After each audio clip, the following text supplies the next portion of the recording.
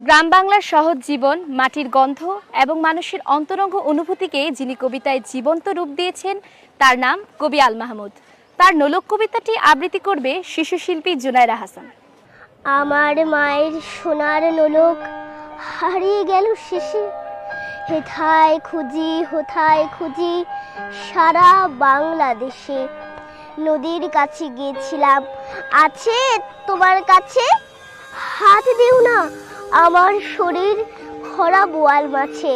বলল কেঁদে তিতাস নদী হরিণ বেড়ের বাঁকে, সাদা পালক বকরা যেথায় পাখ ছড়িয়ে থাকে।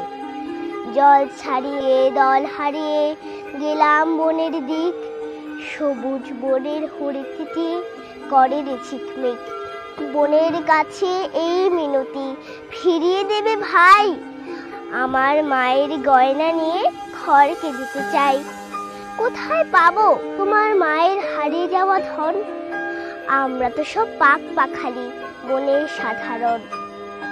সবুজ চুলে ফুল পিন্দেছি, নোলক পরি না তো। ফুলের গন্ধ চাও যদি নাও, হাত পাতো হাত পাতো। বলে পাহাড় দেখায় তাহার আহার ভরা বুক, হাজার হরিণ পাতার ফাঁকে বাঁকিয়ে রাখে মুখ। এলিয়ে খোপা রাত্রি এলেন, ফের বাড়ালাম পা, আমার মায়ের গয়না ছাড়া ঘরকে যাব না। ধন্যবাদ।